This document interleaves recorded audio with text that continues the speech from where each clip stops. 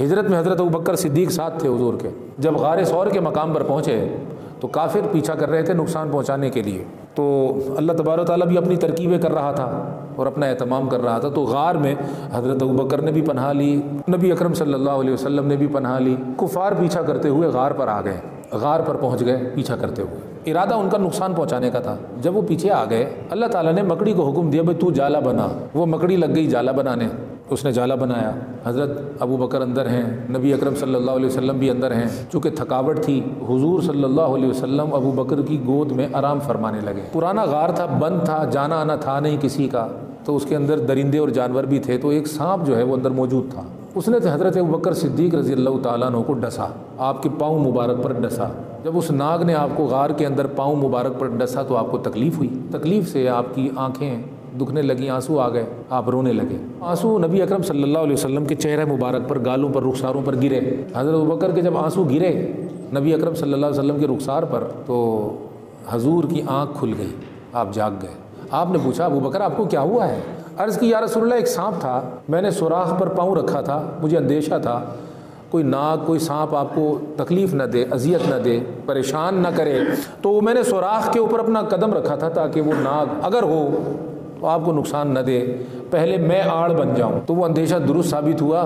اس غار کے اندر تو ناگ تھا, اس نے مجھے ایڑی پر ڈس لیا ہے, تو میں آپ کو بچانے میں تو کامیاب رہا ہوں مگر اس نے مجھے ڈس لیا ہے. اب وہ ڈس لیا ہے تو تکلیف ہو رہی ہے, میں نے صبر کیا, مگر آنکھیں جو ہیں وہ تو صبر کی گرفت سے آزاد ہوتی ہیں. آدمی ہاتھ روک لیتا ہے, پاؤں روک لیتا ہے, لیکن اگر آنکھیں بہنا چاہیں اور آنسو نکلنا چاہیں وہ نہیں تھمتے, آنسو نکل ہی جایا کرتے ہیں. تو میں نے ہاتھ روک کے رکھے, قدم روک کے رکھے, جسم کو حرکت نہ ہونے دی کہ آپ کے آرام میں خلل نہ پڑے, مگر آنسو جو تھے وہ بے قابو تھے, وہ بہہ گئے. جب بہہ گئے تو آپ کے رخسار پر گر گئے, آپ کی آنکھ کھل گئی.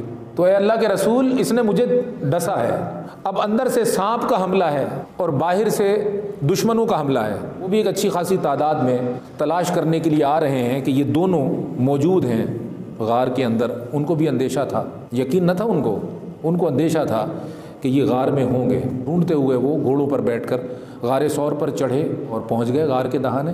اب ادھر سے اللہ تبارک و تعالیٰ کی قدرت بھی حرکت میں تھی اور ادھر سے مکڑی کو حکم تھا کہ وہ جالا بنائے اور ایک آڑ کھڑی کر دے, اور کبوتری کو بھی آرڈر آیا کہ تو انڈے دے. اس کبوتری نے انڈے بھی دیے اور مکڑی نے جالا بھی بنایا, اور غار کو بظاہر ایسے بھر دیا اپنے جالے سے کہ یوں لگے جیسے کوئی اندر نہیں گیا. جب وہ باہر آ کر کھڑے ہوئے تو ان کی نظر جالے پر پڑی, تو ایک کہنے لگا کہ وہ اندر ہیں, دوسرے نے کہا اندر اگر ہوتے تو یہ جالا تو نہ ہوتا, یہ تو ٹوٹتا. تو ان کی جو نظر تھی وہ ظاہر پر پڑی, مگر وہ اگر صحبت میں رہے ہوتے تو وہ جانتے کہ جالے محمد الرسول اللہ کی چال میں رکاوٹ نہیں بنتے, وہ گزر جاتے ہیں اور جالے بھی موجود رہتے ہیں, کیونکہ ان کی جو حرکت ہے وہ بڑی لطیف ہوتی ہے. رات کو انہوں نے گھیرا ڈالا تھا حضور کے گھر پر, 40-45 کافروں نے نبی کے گھر میں گھیرا ڈالا نبی کو قتل کرنے کے لیے. نبی اکرم صلی اللہ علیہ وسلم سورہ یاسین پڑھتے ہوئے ان کے درمیان سے نکل گئے. ان کا گھیرا بھی تھا مگر درمیان سے نبی نکل گئے اور وہ پکڑ نہ سکے اور دیکھ بھی نہ سکے کہ یہ جا رہے ہیں. تو یہاں سے معلوم ہوا کہ یہ تو اختیار حضور کا ہے کہ چاہے آدمی نظریں گاڑ کر بیٹھا ہوا ہو محمد نظر نہ آئے, اور یہ تو اختیار میرے رسول مصطفیٰ کا ہے کہ عاشق آنکھیں بند کر کے سو رہا ہو محمد خواب میں آ جائے. یہ تو اختیار میرے رسول کا ہے کہ کافر آنکھیں کھول کر دیکھ رہا ہو محمد نظر نہ آئے.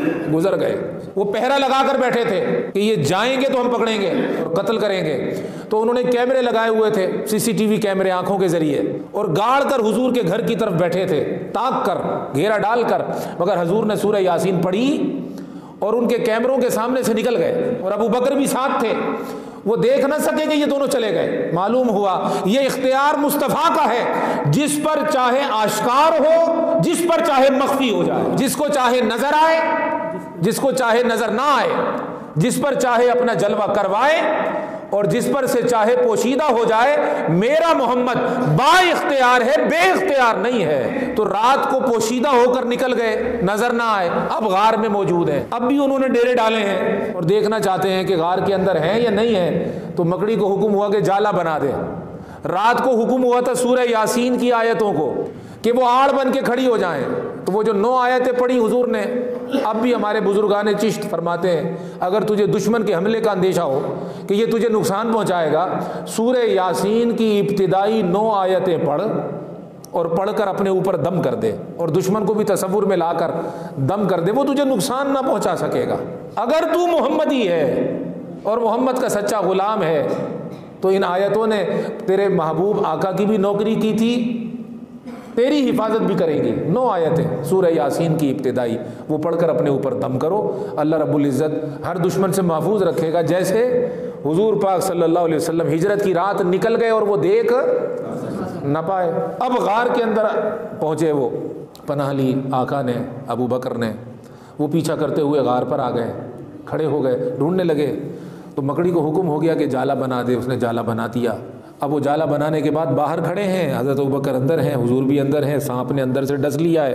اس میں بھی بڑے راز ہیں کہ مکڑی نے جالا بنایا مگر وہ جو سانپ تھا اس کو آرڈر نہیں تھا تو نہ ڈس، باہر سے مکڑی جالا بنا رہی ہے، اندر سے سانپ ڈس رہا ہے، اللہ پاک چاہتا وہ نہ ڈس پاتا، مگر سنی اور ابو بکر کو ماننے والے وہ قیامت تک پریشان رہتے، ان کی تسلی کے لیے اس کو کچھ وقت کے لیے اجازت دی کہ تو اپنا کام کر لے، اس لیے کہ جس طرح تو اپنا کام کر رہا ہے، تیری سنت پر عمل کرنے والے غار کے باہر جب ابو بکر مزار میں ہوگا اور نبی کے ساتھ ہوگا تو تیرے کچھ پیروکار جن کے اندر تیری صفت ہوگی وہ مزار کے باہر سے ابو بکر کے لیے وہ کام کریں گے جو تو اندر کر رہا ہے۔ جب وہ کام کریں گے تو آج اگر تجھے روک دوں تو پھر ابو بکر کے چاہنے والوں کو کیا سمجھاؤں گا، لہذا تجھے اجازت دیتا ہوں کہ تو اپنا کام کر۔ محبوب تیری آغوش میں آرام فرما رہے ہیں ابو بکر، تو پرواہ نہ کر، تیرا رب تیرے ساتھ ہے، تیرے رب کا محبوب تیرے ساتھ ہے، تیری حفاظت کا اہتمام ہوگا۔